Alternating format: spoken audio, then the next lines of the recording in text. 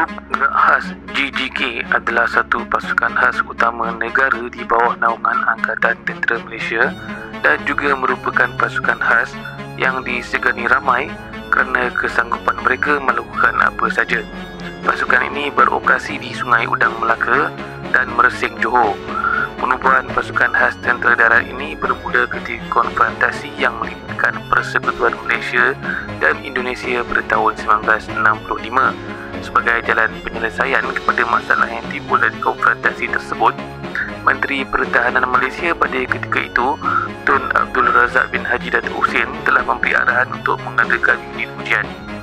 Menteri Pertahanan telah mengarahkan pegawai dan anggota yang berminat secara sukarela untuk menyertai ujian tersebut dan sejumlah sukarelawan dari tentera darat dan laut telah mengambil bahagian. Pada 25 Februari 1965, satu latihan asas komando diperkenal dan dikendalikan oleh Regimen ke-40 Komando Marine Diraja British di Kem Majidi, Johor Bahru, Johor. Daripada 300 sukarelawan yang mengambil bahagian, hanya 15 orang sahaja yang terpilih untuk menjalani latihan asas komando selama 6 minggu. Pada akhir latihan, hanya 4 pegawai dan 9 anggota dari lain-lain pangkat berjaya dalam latihan ini dan juga merupakan trup nukleus yang pertama. Kejayaan ini membuktikan bahawa rakyat Malaysia juga berkebolehan untuk mengambil apa jua peranan dan tugas yang diberikan.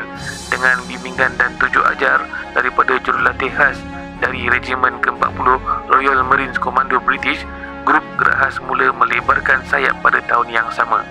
Mereka berjaya mengatasi 6 latihan asas komando. Pada akhir 1965, kekuatan GGK hanyalah sebanyak 70%.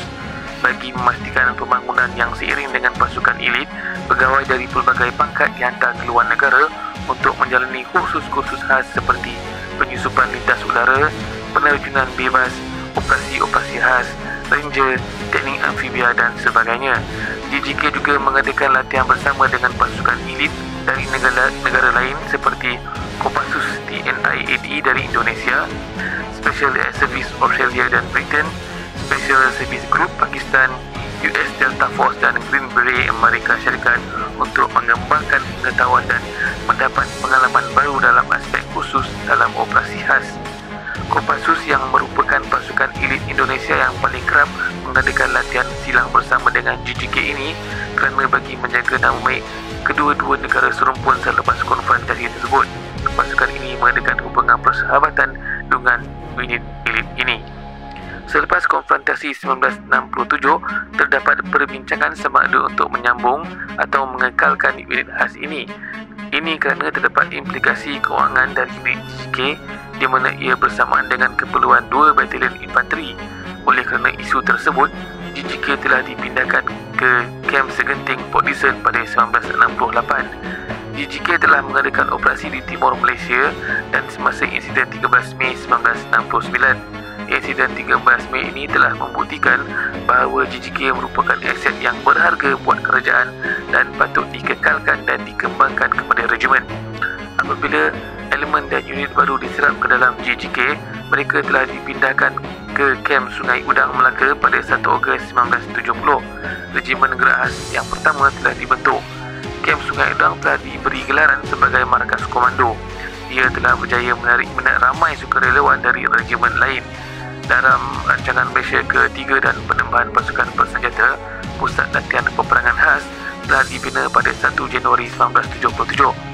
Fungsi utama adalah untuk memastikan keperluan latihan untuk pasukan khas dipenuhi. Selepas itu, unit kedua GGK telah dibentuk. Kesemua 3 unit menjadikan Kem Sungai Udang Melaka sebagai tapak.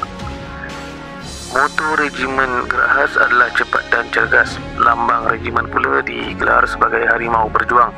Wajah harimau mengaum dan pisau komando.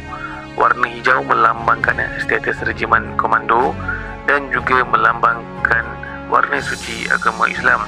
Warna biru melambangkan hubungan erat antara Regimen Gerak Khas dengan 40 Royal Marines Commando British. Harimau melambangkan keberanian dan ketangkasan. Pisau komando merupakan petanda status anggota regimen. Hanya anggota komando saja yang layak menyandang pisau komando.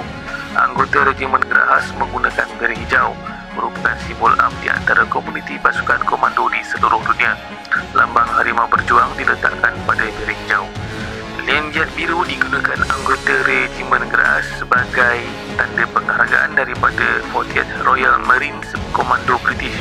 Anggota dari 40th Royal Marines dan Geras menggunakan led biru tradisional. Grup Geras bertanggungjawab menyediakan kemudahan dan kelengkapan menjalankan gerakan khas termasuk gerakan payung tendun dan gerakan airan. Gerakan ini boleh dilaksanakan secara bersendirian, bersama atau bekerjasama dengan pasukan tetap yang lain di dalam kawasan musuh. Mereka mengadakan skuadron mencari, melapor, mengharu dan menghancurkan musuh dengan penyusupan jarak jauh, dan di samping itu bekerja rapat dengan pasukan gerila, melaksanakan operasi ofensif secara bebas yang memerlukan kepakaran melalui laut, darat dan udara di dalam kawasan yang dikuasai oleh musuh, dan juga mendapatkan maklumat